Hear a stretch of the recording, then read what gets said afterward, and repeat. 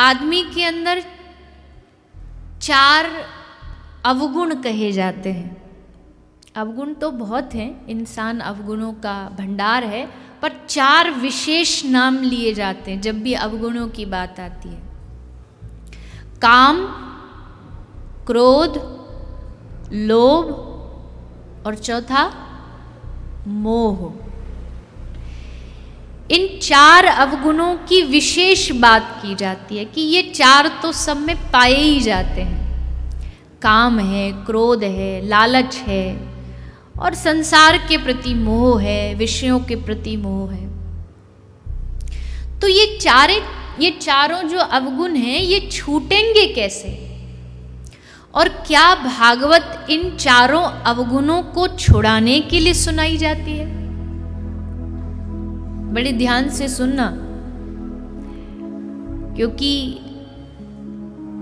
Foundation मजबूत होगी तो बिल्डिंग भी अच्छी बनेगी।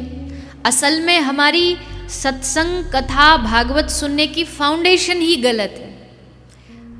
हमारी नींव ही इस रूप में रख दी गई थी कि भागवत सुनने से काम बन जाते हैं, ऐसा बन जाता है। अब नींव ही गलत पड़ गई तो फिर बिल्डिंग कहाँ से अच्छी बनेगी? पहले समझिए, क्या भागवत सुनने से काम, क्रोध, लोभ, मोह को ये दूर हो जाएं अवगुण, इसलिए सुनी जाती है? तो कहा नहीं, ये अवगुण दूर होना तो बड़ा मुश्किल काम है। तो भागवत क्या करेगी? बोले काम, क्रोध रहेंगे तो आपके भीतर, लेकिन जो संसार के प्रति थे अब वो मुड़कर के भागवत उन अवगुणों को कृष्ण से जोड़ देगी और फिर वो अवगुण अपने आप कृष्ण से जुड़ते गुण बन जाएंगे। कैसे? काम माने एक प्रकार की इच्छा। अब इच्छा भगवान से कैसे जुड़ेगी? बोले काम हो, इच्छा हो। किसकी इच्छा हो? भगवत प्राप्ति की। एक श्रीमद् भागवत में जहाँ रास पंचाध्याय, वहाँ एक श्लोक आता है। जब गोपियाँ दौड़ी दौड़ी आ रही हैं श्री कृष्ण से मिलन के लिए, जब बांसुरी सुनी है, तब श्री सुखदेव जी ने गाया है, निशम्य गीतम तदनंग वर्धनम। कैसा गीत बजाया है आज कृष्ण ने? अनंग वर्धन करने वाला, काम को बढ़ाने वाला, अनंग वर्धनम। अब यहाँ ये प्रश्न हो सकता है कि कृष्ण की वेणु, कृष्ण की बांसुरी काम बढ़ा सकती है? कभी कामना बढ़ा सकती है? बोले हाँ, काम बढ़ाया, पर कैसा काम? संसारी काम नहीं, कृष्ण दर्शन की इच्छा, उसको बढ़ाया गया है। इसलिए सुखदेव जी ने कहा अनंग वर्धनम, काम को बढ़ाने वाला गीत आज कृष्ण ने गाया है। तो काम माने इच्छा। इच्छा किसकी? प्रियतम के मिलन की। फिर काम के बाद आता क्रोध। क्रोध सबके अंदर होता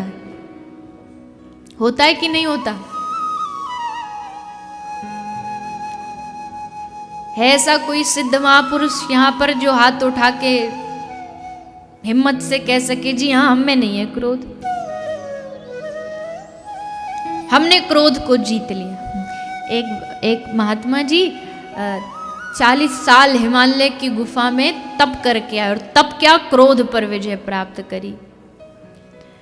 तपस्या करके आ गए बिहारी जी के मंदिर में। बिहारी जी के मंदिर तो आपको पता है कितनी भीड़ होती है वहाँ। कौन किसको, कोई वीआईपी सब कोने में धरे रह जाते हैं, सब एक दूसरे को धक्का देते हैं। तो किसी का पाँव वो बाबा के पाँव पे चढ़ गया तो बाबा एकदम गुस्से में बोले, खबरदार, तुझे पता नहीं मैं कौन हूँ?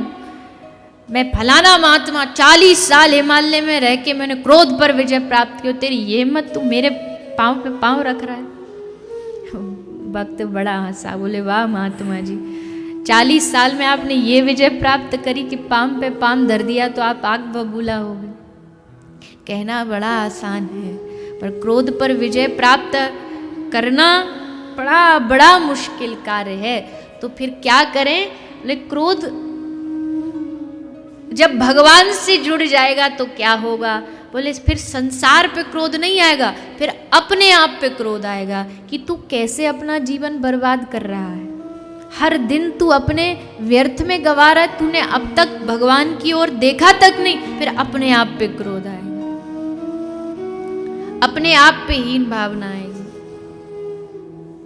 कई लोग कहते ना मैं बस गलत होते नहीं देख सकता, बस ये ही नहीं सहा जाता मुझसे, लेकिन जब खुद गलत करते तब अपने आप को कभी कहा कि तू कितना अपना समय व्यर्थ कर रहा है, ये भी तो गलत है, कभी अपने आप पे क्रोध किया नहीं। तो काम क्रोध, क्रोध आएगा पर किसी और पर नहीं, अपने कर्मों पर, कि मानस मनुष्य देह मैंने व्यर्थ में गवा दी, स्मरण क्यों नहीं हो रहा मुझसे भक्ति क्यों नहीं हो रही, मुझे भगवान पे पूर्ण भरोसा क्यों नहीं हो पा रहा, फिर अपने आप पर क्रोध आएगा। काम, क्रोध। तीसरा लोभ। लोभ किस चीज का होगा जब भगवान से जुड़ जाएंगे? बोले उनको निहारने का लोभ, उनको छूने, उनको स्पर्श करने का लोभ, उनको देखने का लोभ, उनके साथ बातें करने का लोभ, ये लोभ प्रकट होगा।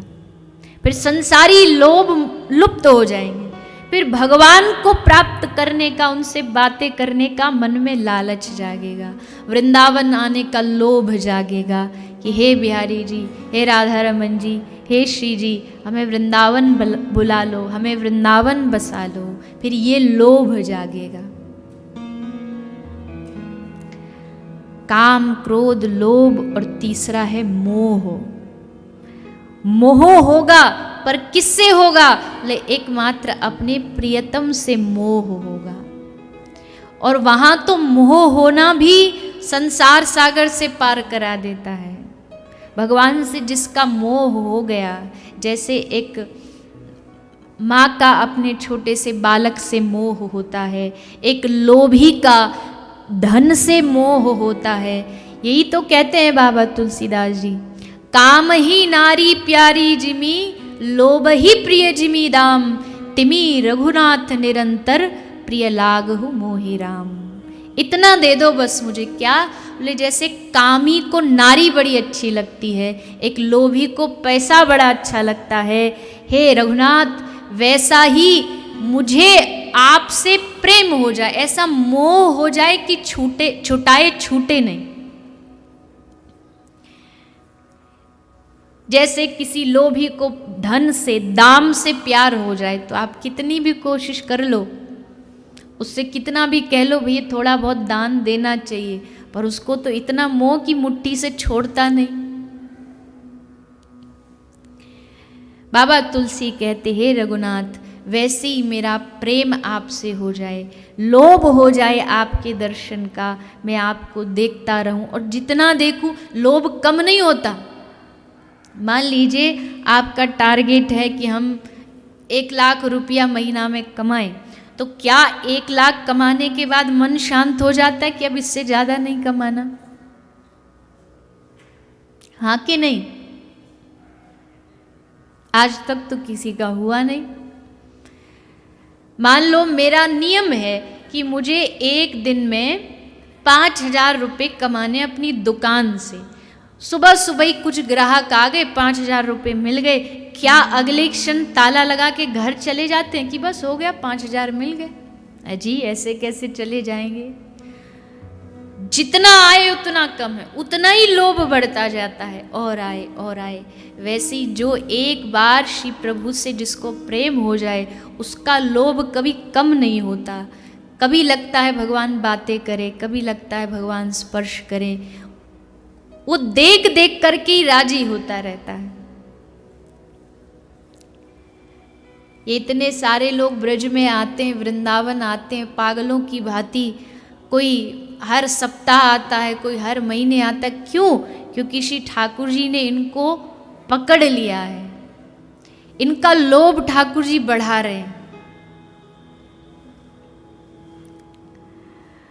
और जब एक बार वो आ जाता है, श्री ठाकुर जी उसको एक बार पकड़ लेते हैं, तो फिर उसको संसार की कोई वस्तु प्रिय नहीं लगती।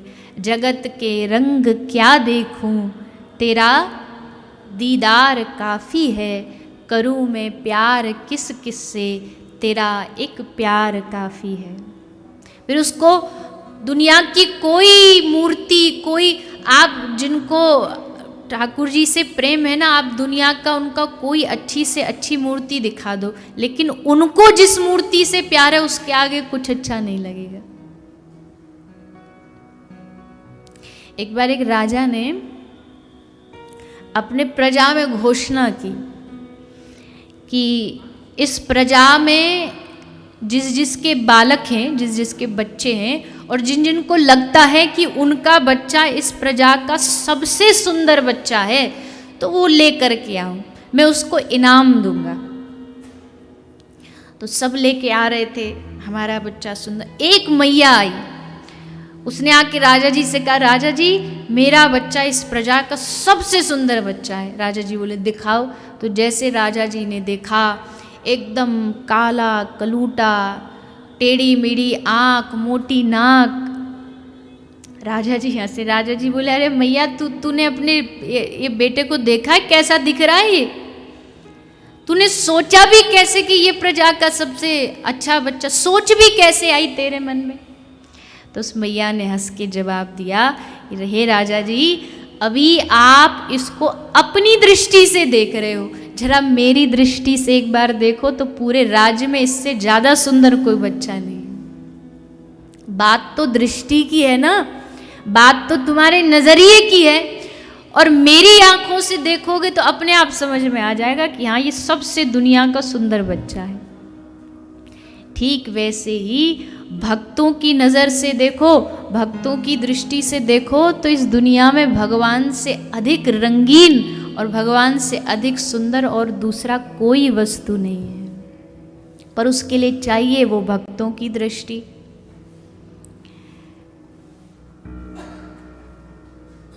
तो काम, क्रोध, लोभ, मोह, ये चारों जो हैं ये भगवान से जुड़कर अवगुण भी गुण में बदल जाते हैं। तो भागवत क्या करती है? बोले भागवत हमारे अवगुणों को गुण में परिणत करने का काम करती है।